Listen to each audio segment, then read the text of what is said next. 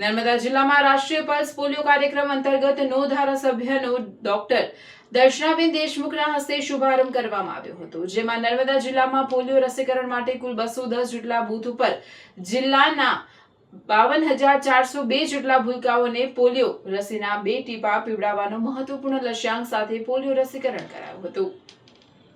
ભારત સરકાર અને ગુજરાત સરકારના આરોગ્ય અને પરિવાર કલ્યાણ વિભાગ દ્વારા બાળકોને પોલિયો જેવી ગંભીર બીમારીથી કાયમી સુરક્ષિત રાખવા માટે ઝુંબેશ હાથ ધરવામાં આવશે, જેના ભાગરૂપે આજરોજ નર્મદા જિલ્લામાં 0 થી 5 વર્ષના તમામ બાળકોને પોલિયો રસીના 2 ટીપા પીવડાવીને પોલિયો મુક્ત સમાજ અને રાષ્ટ્રનું નિર્માણ કરવાના ઉદ્દેશ્યથી રાષ્ટ્રીય પલ્સ પોલિયો રસીકરણ કાર્યક્રમની શરૂઆત કરવામાં આવશે।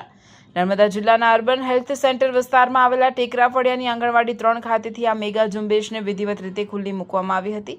આ વિસ્તારના ધારાસભ્ય ડોક્ટર દર્શનાબેન દેશમુખની ઉપસ્થિતિમાં આ કાર્યક્રમનો દીપ પ્રાગટ્ય કરી પ્રારંભ કરવામાં આવ્યો હતો। ધારાસભ્યએ પોતાના હસ્તે નાના બાળકોને પોલિયો વિરોધી રસીના 2 ટીપા પીવડાવીને આ રાષ્ટ્રીય આરોગ્ય કાર્યક્રમનો શુભારંભ કરાવ્યો હતો। નર્મદા જિલ્લાના આરોગ્ય વિભાગ દ્વારા સમગ્ર જિલ્લામાં રસીકરણ કાર્યક્રમને 100% સફળ બનાવવા માટે માઇક્રો પ્લાનિંગ સાથે વ્યાપક આયોજન કરવામાં આવશે, જે અંતર્ગત સમગ્ર નર્મદા જિલ્લામાં પોલિયો રસીકરણ માટે કુલ 210 જેટલા બૂથ ઊભા કરવામાં આવ્યા છે। આ કામગીરીને પહોંચી વળવા માટે 420 જેટલી આરોગ્ય કર્મીઓને વિશેષ ટીમો કાર્યરત કરવામાં આવશે। આ ઝુંબેશ હેઠળ સમગ્ર જિલ્લાના અંદાજિત 52,402 જેટલા ભૂલકાઓને પોલિયો રસીના 2 ટીપા પીવડાવવાનો મહત્વપૂર્ણ લક્ષ્યાંક નિર્ધારિત કરવામાં આવ્યો છે। પોલિયો સમગ્ર ગુજરાતમાંથી નાબૂદ થઈ જાય એના માટેનો આ એક સરકારનો જે અભિગમ છે એ ખૂબ જ સુંદર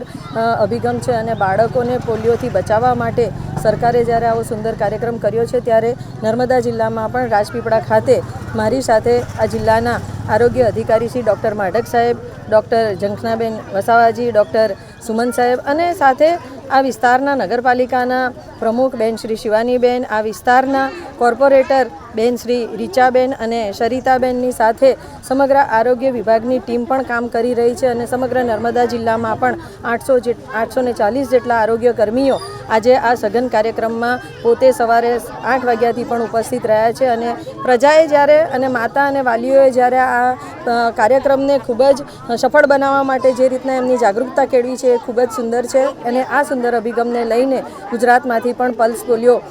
પલ્સ પોલિયોના આ કાર્યક્રમને ખૂબ જ સારી સફળતા મળી રહી છે અને પોલિયો આ વિસ્તારમાંથી નાબૂદ થઈ જાય એ માટેના સરકારના અભિગમને હું વધાવી લઉં છું અને સરકારશ્રીને ખૂબ ખૂબ અભિનંદન પાઠવું છું।